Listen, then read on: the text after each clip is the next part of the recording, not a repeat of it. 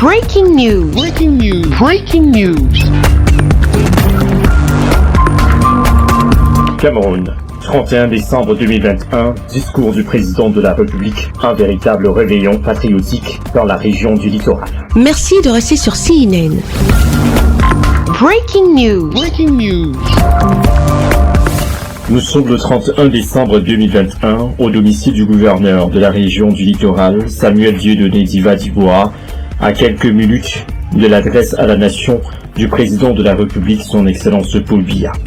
Il est 19h45, le gouverneur de la région a rassemblé autour de lui son état-major, le maire de la ville, les acteurs de la scène politique, les opérateurs économiques, des membres de la société civile et les hommes de médias, pour un véritable réveillon patriotique à l'écoute du discours du président de la République à la veille de la nouvelle année 2022. Pendant le discours du président de la République, c'est le silence total.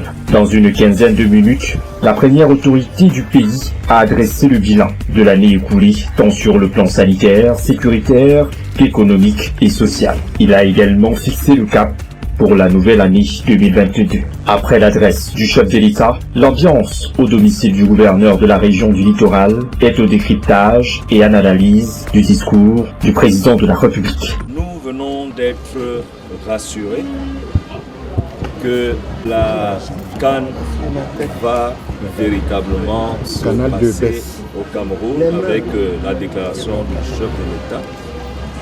Cette assurance s'intègre dans un contexte de gestion de la pandémie à coronavirus. Et le chef d'État a félicité le gouvernement de la République pour les mesures qui ont été prises de manière à atténuer les effets dévastateurs de cette pandémie dans notre économie. Deuxièmement, je voudrais humblement reconnaître que le chef de l'État nous a encore rassurés de sa proximité pour toutes les difficultés que nous traversons au plan social, économique ou politique. Il montre qu'il suit de près l'actualité camerounaise. Et beaucoup pouvaient se demander aujourd'hui, est-ce qu'il allait parler? Il a bel et bien parlé. Et je voyais comment beaucoup autour de nous scrutaient pour se convaincre que véritablement notre chef d'État est bel et bien là. Et il a été là et il nous a rassurés et nous lui disons merci. Je pense que ce que nous avons entendu et vu comme à la télé, comme message du chef de l'État, c'est un message extrêmement rassurant. C'est d'abord un message d'un homme d'État qui fait une analyse très pointue de la situation. Un message d'optimisme, parce que l'optimisme dans la lutte contre le coronavirus, qu'on finira bien par vaincre. Optimisme sur la relance de notre économie. Optimisme également sur notre capacité à surmonter les défis qui sont les nôtres. Et c'est cette volonté, cet optimisme que nous, ici à Douala, nous essayons de traduire aussi dans les réalités, nonobstant les difficultés qui sont les nôtres. La ville de Douala, je dirais, est prête pour accueillir les cannes. Les routes, vous le savez, ont été faites. Les embouteillages vont diminuer puisque la plupart des routes commencent à être livrées à la circulation. Il fallait le faire. Nous allons également poursuivre dans l'électrification, dans l'éclairage public. Regardez la ville, elle est relativement propre. Je crois que Douala peut facilement se mesurer à d'autres villes du pays. Il s'agit d'un truc spécifique. Il y a la CAN et je pense que le président de la République en a profité tout au long de son discours de fin d'année pour faire allusion à la CAN. Il ne parle pas seulement de la CAN. Alors lorsque ça concerne les femmes, il en parle. Et je pense que ce qui doit retenir notre attention à tous, c'est qu'il a mis les Camerounais au centre de sa préoccupation. Lorsqu'il parle la pandémie à coronavirus, cela concerne aussi bien les femmes, les jeunes que les hommes. Et lorsqu'il parle de la construction des infrastructures, cela bénéficie aux jeunes. Les jeunes ici, c'est les femmes, c'est les filles et les garçons. Et lorsqu'il parle de la décentralisation, cela concerne tout le monde. Donc je voudrais que l'on sache que le chef de l'État a tenu compte de toutes les personnes et il a mis l'humain au centre de cette préoccupation. C'est la raison pour laquelle, lorsqu'il fait un état des lieux de tout ce qui s'est passé en 2021, on se rend compte qu'il connaît bien son pays, il connaît bien sa maison comme le chef de famille. Et c'est la raison pour laquelle également, il a tenu à faire allusion à la CAN, qui également est un sport qui concerne tous les Camerounais. Ce sport sera l'apanage de tout le monde et les retombées vont bénéficier aussi bien aux femmes qu'aux hommes et qu'aux jeunes. He spoke about a lot of things, as we know, the issues of the day. But in this case, we're talking about the issues of the Anglophone crisis in the Northwest and Southwest region.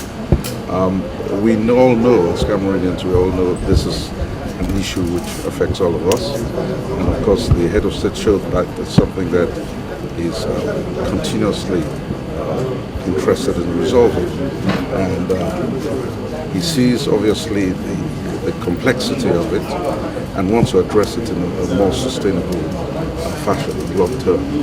And we could see, obviously, that it's not something that there's been fatigue. It's not something that is off the agenda. We could see, obviously, the message that a reasonable amount of time was given to address the issue in the Northwest and the Southwest. And we are hopeful.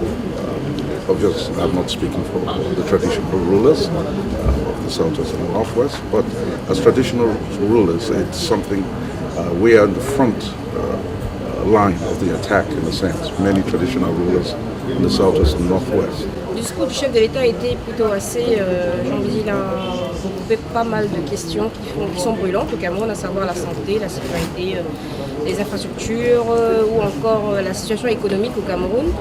Mais moi en particulier, ce qui m'a plus marqué, c'est le fait qu'il s'est vraiment penché sur l'impact des réseaux sociaux, donc ce que nous faisons au quotidien, la participation de la jeunesse dans ce que tout ce pays est en train d'entreprendre, bien que je trouve que c'est pas encore, on n'a pas encore le bon reflet, on n'a pas l'impression que la jeunesse participe vraiment aux choses de l'État comme elle devrait l'être. Mais en grosso modo, c'était un message de paix, notamment quand il a parlé de la question du NOZO. Il a soutenu ce que l'Assemblée nationale avait dit. On avait dit qu'il n'est pas question de reconstruire le NOZO, il est question d'abord de trouver la paix. Ensuite, on va reconstruire le NOZO. Et donc ça, c'est des points très importants. Et on s'est dit, mais tiens, peut-être le chef de l'État, il écoute ce que nos suggestions. Et ça, c'est plutôt très important et positif pour nous autres. Déjà, j'aimerais dire que le président de la République a eu un discours extrêmement résilient. Dans le sens où il a fait un très bon diagnostic des problèmes, y compris sanitaires, sécuritaires et économiques, comme vous l'avez évoqué, mais très engageant à la fois dans le sens où il a effectivement évoqué l'abattement des 80% sur le fret maritime, donc prise de connaissance de la conjoncture internationale.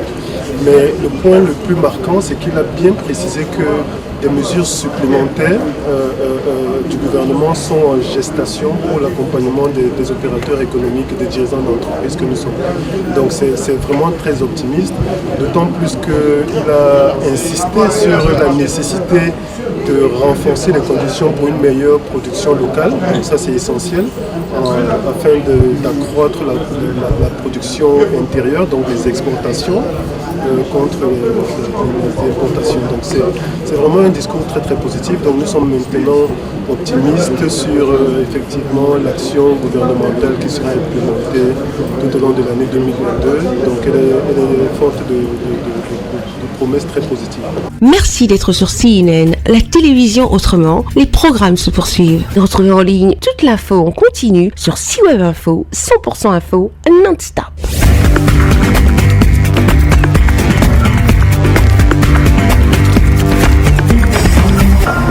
Breaking news. Sur CNN.